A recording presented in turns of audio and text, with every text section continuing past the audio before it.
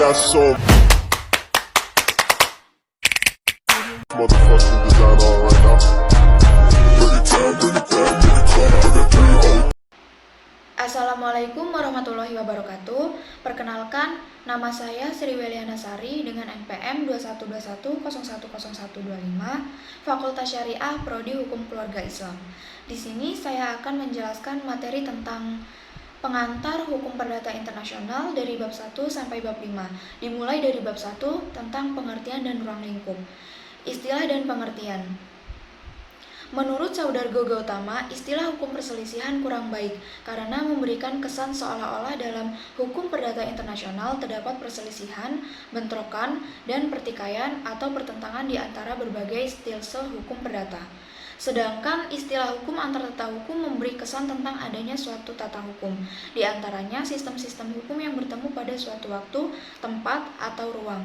Di samping hukum perdata internasional, terdapat cabang ilmu hukum lain yaitu hukum internasional publik, di mana kedua hukum tersebut sama-sama menggunakan kata internasional. Hukum perdata internasional diartikan sebagai keseluruhan kaidah dan asas hukum yang mengatur hubungan perdata yang melintas batas negara.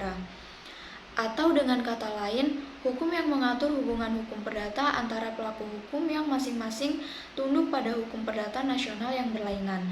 Sedangkan hukum internasional publik adalah keseluruhan kaidah dan asas hukum yang mengatur hubungan atau persoalan yang melintasi batas negara atau hubungan internasional yang bukan bersifat perdata. Kedua definisi tersebut menampakkan adanya persamaan dan perbedaan. Persamaannya adalah bahwa keduanya mengatur hubungan atau persoalan yang melintasi batas negara internasional, sedangkan perbedaannya adalah terletak pada sifat hukum hubungan atau persoalan yang diaturnya.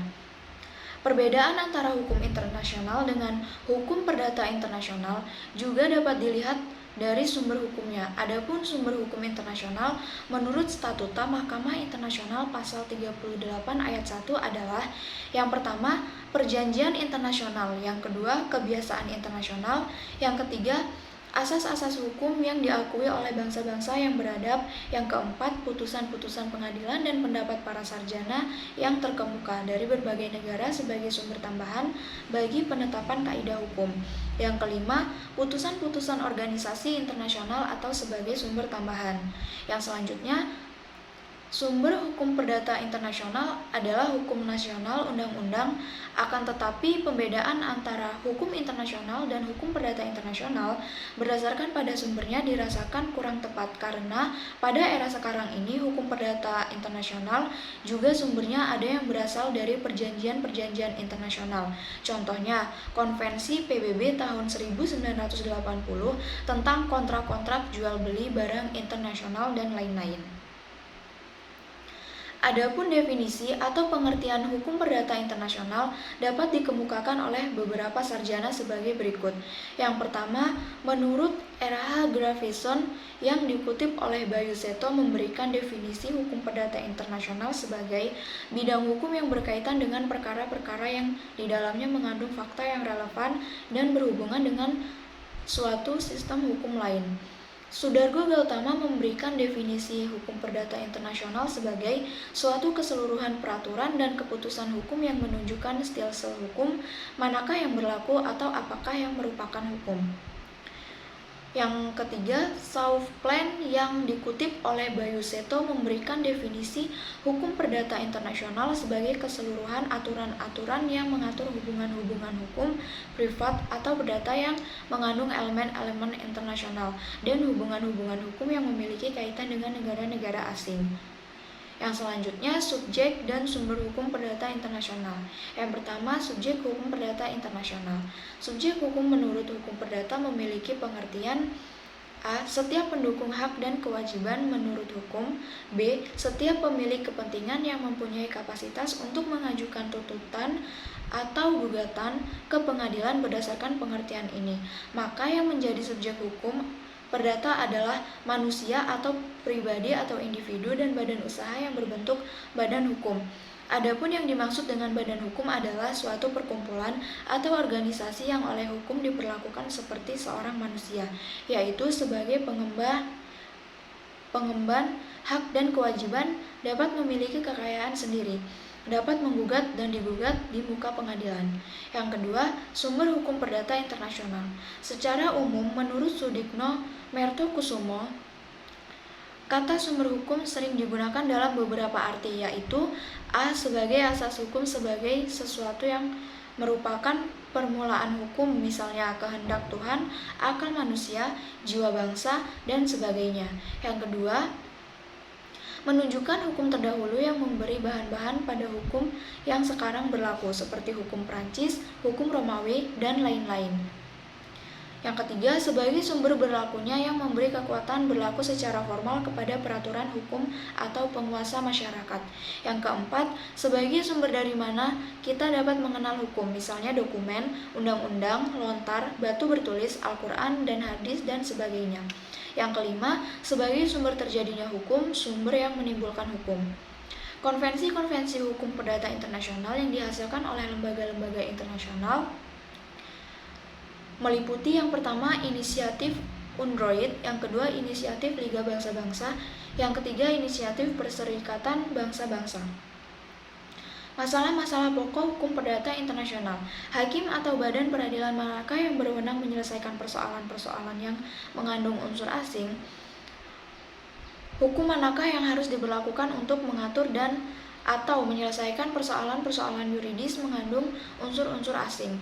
Bila mana atau sejauh mana suatu pengadilan harus memperhatikan dan mengakui putusan-putusan hakim asing dan atau mengakui hak-hak atau kewajiban-kewajiban hukum yang ditetapkan oleh pengadilan asing. Ruang lingkup hukum perdata internasional diuraikan sebagai berikut. Hukum perdata internasional hanya terbatas pada masalah hukum yang diberlakukan Recht Theophesing Recht. Di sini yang dibahas hanyalah masalah-masalah yang berkenaan dengan hukum yang harus diberlakukan. Yang kedua, hukum perdata internasional choice of law. Hukum perdata internasional tidak terbatas pada persoalan-persoalan konflik of law, tepatnya choice of law, tetapi termasuk pula persoalan konflik of jurisdiction, tepatnya choice of jurisdiction, yakni persoalan yang bertalian dengan kompetensi atau wewenang hukum. Yang ketiga, hukum perdata internasional tidak hanya menyangkut persoalan pilihan hukum dan pilihan forum atau hakim, tapi juga menyangkut status orang asing atau condition des étrangers. Yang keempat, hukum perdata internasional menyangkut persoalan pilihan hukum, pilihan forum atau hakim, status orang asing, dan kewarganegaraan atau nasionalis. Bab 2, titik-titik pertalian sebagai penentu persoalan hukum perdata internasional. Istilah dan pengertian. Menurut Sudargo Gautama, titik laut atau titik pertalian adalah hal-hal atau keadaan yang menyebabkan berlakunya suatu stelsel atau sistem hukum. B. Macam-macam titik pertalian. Yang pertama, titik pertalian primer atau yang disingkat dengan TPP. Titik pertalian primer adalah faktor-faktor keadaan-keadaan atau sekumpulan fakta yang menciptakan bahwa suatu hubungan menjadi hubungan hukum perdata internasional. Menentukan bahwa dalam suatu hubungan hukum termasuk dalam persoalan api atau bukan. Di bawah ini akan diuraikan masing-masing titik pertalian primer. Yang pertama, kewarganegaraan, dan yang kedua, bendera kapal atau pesawat udara, yang ketiga, domisili. Di samping domisili yang merupakan pengertian yuridis, terdapat titik laut primer lain, yaitu tempat kediaman. Di sini yang dikedepankan adalah pengertian de facto, di mana seseorang berdiam sebagai tempat kediamannya atau residence. Tempat ini adalah tempat di mana sehari-hari orang tersebut dianggap memiliki kediaman, ada rumahnya, dan bekerja sehari-hari. Ini adalah residence dari orang yang bersangkutan. Yang selanjutnya, titik pertalian sekunder atau yang disingkat dengan TPS. Titik pertalian sekunder adalah faktor-faktor keadaan atau sekumpulan fakta yang menentukan hukum mana yang akan berlaku atau harus digunakan dalam suatu hubungan hukum perdata internasional. Adapun yang termasuk dalam titik pertalian sekunder atau TPS adalah yang pertama, tempat letaknya benda atau lex situs, yang kedua, tempat dilangsungkannya perbuatan hukum, yang ketiga, tempat dilaksanakan perjanjian, yang keempat, tempat terjadinya perbuatan melanggar hukum, yang kelima, pemakaian prinsip kewarganegaraan untuk hukum perdata internasional Indonesia, dan yang terakhir, pilihan hukum. Bab 3, status personal dan azas-azas dalam penetapan kewarganegaraan dan domisili. A. Pengertian status personal. Status personal diartikan sebagai kondisi atau keadaan suatu pribadi dalam hukum yang diberikan atau diakui oleh negara untuk mengamankan dan melindungi lembaga-lembaganya. Adapun lembaga-lembaga yang termasuk dalam status personal antara lain, yang pertama hak dan kewajiban, yang kedua kemampuan atau kecakapan dan ketidakmampuan atau ketidakcakapan dalam bertindak di bidang hukum, misalnya ketentuan. Yang selanjutnya, ruang lingkup status personal. Mengenai ruang lingkup status personal dibedakan dalam konsepsi luas, konsepsi yang agak sempit, dan adapun uraiannya sebagai berikut. Yang pertama, menurut konsepsi luas, hukum pada umumnya termasuk permulaan atau lahirnya dan terhentinya kepribadian, kemampuan untuk melakukan perbuatan hukum. Yang kedua, konsepsi yang agak sempit. Konsepsi ini dianut oleh antara lain Prancis. Yang ketiga, konsepsi yang lebih sempit. Menurut konsepsi ini, hukum keluarga dan waris tidak termasuk dalam status personal. Yang selanjutnya, cara menentukan status personal. Dalam hukum perdata internasional, ada dua asas untuk menentukan status personal seseorang, yaitu yang pertama, asas nasionalitas atau kewarganegaraan atau lex patriae. Menurut asas ini, status personal seseorang dikaitkan dengan hukum nasionalnya. Dan yang kedua, asas teritorialitas atau domisili. Lex domisili, asas ini memakai hukum domisili atau teritorial untuk menentukan titik tautnya. Bab 4 tentang kualifikasi. Kualifikasi sebenarnya adalah melakukan translation atau penyalinan daripada fakta-fakta sehari-hari dalam istilah-istilah hukum. Fakta-fakta ini dimasukkan dalam kotak-kotak hukum, kelas-kelas, ruang-ruang, atau kamar-kamar atau bagian-bagian hukum yang sudah tersedia. Inilah yang dinamakan klasifikasi dari fakta-fakta, classification of facts. Selanjutnya, macam-macam kualifikasi. Yang pertama, kualifikasi menurut lex fori atau menurut hukum hakim. Yang kedua, kualifikasi menurut lex causae dipergunakan bersangkutan untuk yaitu hukum yang menyelesaikan persoalan hukum perdata internasional. Yang ketiga, kualifikasi secara otonom atau autonomous qualification berdasarkan comparative method atau analytical jurisprudence. Yang keempat, kualifikasi bertahap atau primer dan sekunder. Adapun alasan-alasan yang dimukakan oleh penganut pro kualifikasi menurut lex fori ini adalah yang pertama, persoalan-persoalan hukum perdata internasional pada umumnya hanya dapat diselesaikan demikian rupa karena ditariknya persoalan ini ke arah satu sistem hukum tertentu. Yang kedua, dalam praktiknya seringkali kualifikasi menurut lex fori adalah satu-satunya yang mungkin. Jika belum terang adanya hukum mana yang harus dipergunakan lex causae, maka menurut logika tidak akan mungkin untuk mempergunakan kualifikasi daripadanya. Bab 5 tentang penunjukan kembali atau renvoi. Pengantar dan istilah-istilah. Salah satu bagian dari teori umum hukum perdata internasional yang selalu menarik perhatian adalah masalah renvoi atau penunjukan kembali.